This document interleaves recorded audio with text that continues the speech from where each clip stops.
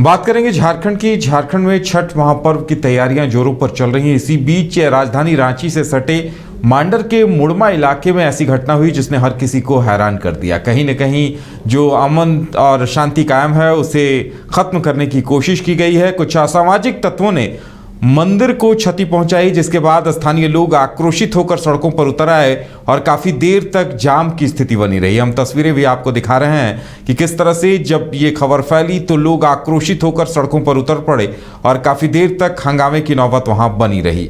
ज्यादा जानकारी के लिए इस वक्त हमारे साथ हमारे संवाददाता शाहनवाज हैं। शाहनवाज, आखिर कैसे हुई ये घटना, आखिर क्या कुछ रहा पूरा मामला? ये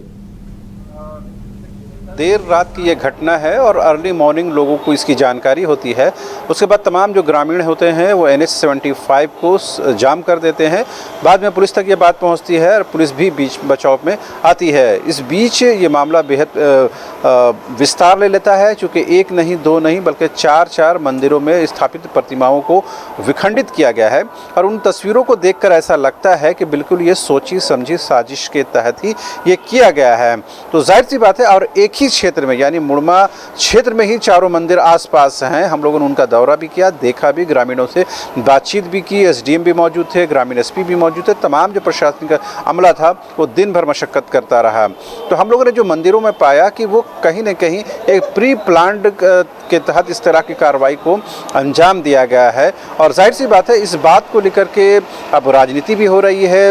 BJP जहां इसे कानून व्यवस्था की स्थिति को लेकर हेमंत सोरेन सरकार पर हमला बोल रही है, वहीं उस क्षेत्र की विधायक शिल्पी नेहा तिर्की और उनके पिता जो वर्तमान में कांग्रेस के कार्यकारी अध्यक्ष हैं बंधु तिर्की ने इसे सोची समझी साजिश के तहत की गई आपराधिक कृत्य को करार दिया है। बहरहाल वहाँ जो वर्तमान में अभी स्थिति है, किसी तरह की कोई ऐसी बात नहीं है जिससे ये कहा जाए कि वहाँ टेंशन है या माहौल आउट ऑफ कंट्रोल है, ऐसी बात नहीं है। जो ग्रामीणों की मांग थी कि अपराधियों की गिरफ्तारी हो, तो उन लोगों ने अल्टीमेटम दिया है कि 24 घंटे के अंदर गिरफ्तारी हो, नहीं तो फिर से एक बार वो लोग सड़क जाम करेंगे। दूसरी मांग ये थी कि जो भी मंदिर में नुकसान हुआ है, सरकार अपने खर्च पर इस मंदिर का निर्माण कराए और वहाँ की सुरक्षा को सुनिश्चित करे। यहाँ तक CCTV लगाने की बात है तो उन्होंने जो आसपास के लोग हैं, उनकी जो कमेटी, उन लोगों ने कहा ये हम अपने खर्च से करेंगे, लेकिन अपराधियों की गिरफ्तारी 24 घंटे के अंदर होनी चाहिए। अगर ऐसा नहीं होता है तो हम फिर से आंदोलन करने के लिए तैयार हो जाएंगे। तो इस बाबत उन लोगों ने ज्ञापन जो है मांडर थाना प्रभारी को दिया है। इस दौरान रांची के जो SDM थे दीपक दुबे वो मौजूद थे, ग्रामीण SP मनीष टोप्पो वो मौजूद थे और तमाम लोगों की मौजूदगी में सड़क जाम को हटाया गया और यह आश्वासन दिया गया कि स्थिति को किसी भी सूरत में आउट ऑफ कंट्रोल नहीं होने दिया जाएगा। जो भी लोग इसके पीछे पाए जाएंगे उनकी गिरफ्तारी होगी। और सबसे अहम और ख़ास बात ये, जो हम लोग ग्रामीणों से बातचीत की, खास करके महिलाओं से जो बातचीत हुई, उन लोगों ने कहा कि कभी भी इस तरह का कृत्य जो है इस मांडर में या फिर इस मुड़मा क्षेत्र में कभी नहीं हुआ है, ऐसा पहली बार हुआ है। उससे वो भी ताज्जुब है और हैरत ज़दा है कि आखिर ये कार्रवाई हुई कैसे है। लिहाजा अब पुलिस को जो है सख्त से सख्त कदम उठाने की ज़रूरत है ताकि अगली बार ऐसी कार्रवाई ना हो, अगली बार ऐसा आपराधिक कृत्य ना हो। लिहाजा पुलिस को अब सख्ती करने की ज़रूरत है। फिलहाल जो स्थिति है वो पूरी तरह से नियंत्रण में है, पुलिस बलों की मौजूदगी है। बिल्कुल शाहनवाज, कई घंटों तक मुख्य पथ जाम भी रहा और स्थानीय लोग काफी मुश्किल से माने हैं, ये भी बताया जा रहा है।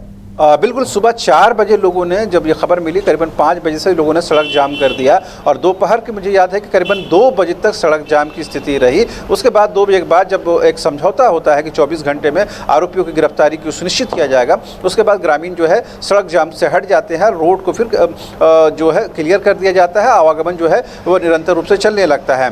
जहाँ तक समझाने में और उनसे बातचीत करने में जाहिर सी बात है पुलिसकर्मियों को मशक्कत होती है, क्योंकि जब लोग उग्र हो जाते हैं तो स्थिति और भी पेचीदा हो जाती है। लेकिन पुलिस ने, स्थानीय पुलिस ने और रांची की जिला प्रशासन पुलिस ने बहुत ही अच्छे तरीके से काम किया और हैंडल करने की कोशिश की। अब इस बीच में मैंने पहले बताया कि राजनीति अपने लिए ज़मीन तलाश लेती है, तो कांग्रेस और BJP की तरफ से आरोप प्रत्यारोप का दौर शुरू हो गया है। जी बिल्कुल शाहनवाज, जिस तरह से अब लगता है कि ऐसे मौके पे हुआ है और हालांकि स्थानीय लोग समझदार हैं, वो भी समझ रहे हैं कि चंद लोगों की साजिश है, अपराधियों को गिरफ्तार करने की मांग हो रही है, लेकिन अगर इसे राजनीतिक रूप दिया जाएगा तो आने वाले दिनों में और ये मसला तूल पकड़ सकता है। इस बात में कोई शक नहीं है। आज अब से थोड़ी देर पहले बीजेपी की ओर से प्रेस विज्ञप्ति भी जारी की जाती है, जिसमें बताया जाता है कि पार्टी के वरिष्ठ नेता आदित्य साहू ने मौके का दौरा किया, जायजा लिया और उन तस्वीरों को भी जारी किया और ये बताने की कोशिश की कि झारखंड में किस तरह से कानून व्यवस्था की स्थिति जो है वो डीरेल हो गई है, आउट ऑफ कंट्रोल हो गई है। लिहाजा इस पर सरकार को सख्त से सख्त कार्रवाई करने की ज़रूरत है। दूसरी तरफ कांग्रेस के कार्यकारी अध्यक्ष बंधु तिर्की और मांडर की विधायक शिल्पी नेहा तिर्की ये आरोप लगा रही हैं कि ये जो इलाका है, ये जो क्षेत्र है वो शांति प्रिय रहा है। अगर ऐसी घटनाएं हुई हैं तो जाहिर सी बात है इस प्लानिंग के तहत हुई है और कहीं ना कहीं कम्युनल हार्मोनी को डिस्टर्ब करने के लिए हुआ है। लिहाजा पुलिस को सख्त कार्रवाई करने की ज़रूरत है। फिलहाल आरोप प्रत्यारोप तक ही मामला चल रहा है। अब देखने वाली बात ये होती है अगर 24 घंटे के अंदर आरोपियों की गिरफ्तारी नहीं होती है तो क्या ग्रामीण जो है, स्थानीय लोग हैं, एक बार फिर से सड़क पर उतरते हैं या नहीं। जी चलिए शाहनवाज, हमारे साथ जुड़ने के लिए, तमाम जानकारी देने के लिए आपका बहुत बहुत धन्यवाद। तो इंतजार इस बात का है कि आखिर किन लोगों ने ऐसी साजिश को अंजाम दिया है, उन्हें जल्द से जल्द सीखचों के पीछे पहुंचाया जाए, क्योंकि जानबूझकर अमन चैन के साथ रहते लोगों के बीच माहौल खराब करने की कोशिश की गई है।